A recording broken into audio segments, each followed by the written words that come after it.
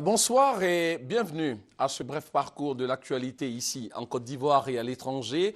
Ce jeudi, la Côte d'Ivoire et le Nigeria ont signé plusieurs accords au nombre desquels une signature portant création d'une grande commission mixte de coopération pour renforcer davantage leurs relations. La Côte d'Ivoire était représentée par le Premier ministre Daniel Kablan d'un camp. Les secteurs d'activité concernés par ces accords de coopération sont l'agriculture, le commerce, la culture, la santé, la défense, l'industrie, les infrastructures économiques, les mines, la sécurité, le tourisme et le transport à 20 heures. Des précisions avec notre envoyé spécial à Abuja, Lassine Fofana.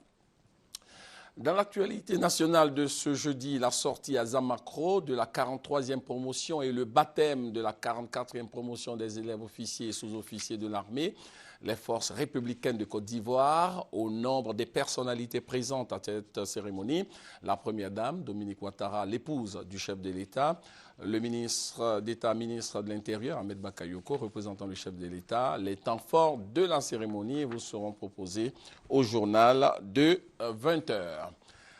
L'Institut national polytechnique Félix Houphouët-Boigny de Yamoussoukro a été équipé en matériel informatique par la France, représenté par son ambassadeur, Georges Serre.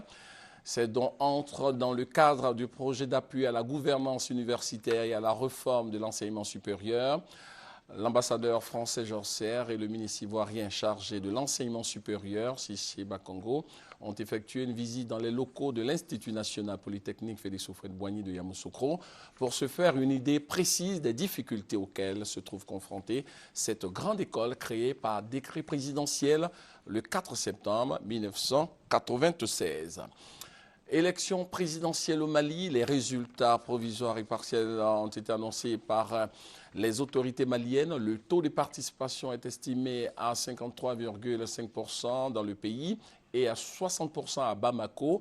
C'est l'ex-premier ministre Ibeka Ibrahim Boubacar Keïta qui est donné largement en tête par les premières estimations.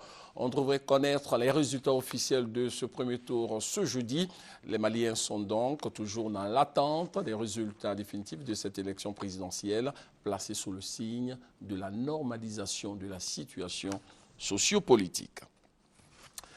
Élection présidentielle au Zimbabwe, le parti du président Robert Mugabe revendique une large victoire. Nul et non avenu. C'est ainsi que Morgan Tsvangirai a qualifié ce jeudi les élections générales dans son pays. Le Premier ministre qui affrontait Robert Mugabe, le président sortant pour la magistrature suprême, ne mâche pas ses mots.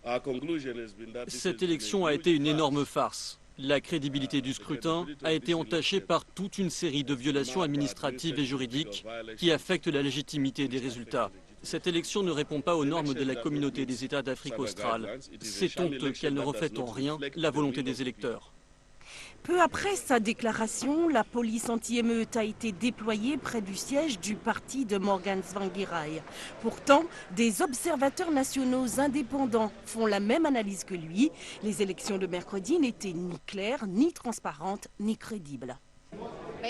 Sur la foi de ce que nous avons pu voir, et indépendamment des résultats, la crédibilité des élections générales de 2013 est sérieusement compromise par un effort systématique visant à priver des électeurs urbains de leurs droits électoraux, ce qui concerne près d'1 million d'électeurs. La commission électorale et sa présidente sont pointées du doigt, accusées de rouler pour le camp Mugabe, lequel crie déjà victoire. Victoire à la présidentielle, aux législatives et aux municipales. Pourtant, les quotidiens indépendants de ce jeudi racontent dans le détail la fraude généralisée avant, pendant et après le vote. À la fin de ce flash, on se retrouve à 20 h. Dans cette édition, vous aurez le dossier de la rédaction consacré à la dépigmentation. Sachez que les femmes au teint noir sont en voie de disparition. Toutes les femmes veulent devenir claires. Il paraît que c'est ce qui attire les hommes. En Côte d'Ivoire, 3 femmes sur 5 se dépigmentent la peau. Une pratique qui n'est pas sans conséquences. À côté des complications esthétiques, il existe des complications vitales, au premier rang desquelles des infections qui tuent rapidement. Prenez donc rendez-vous avec le dossier de la rédaction à 20 h. Bonsoir et bonne suite de programme sur RTI 1.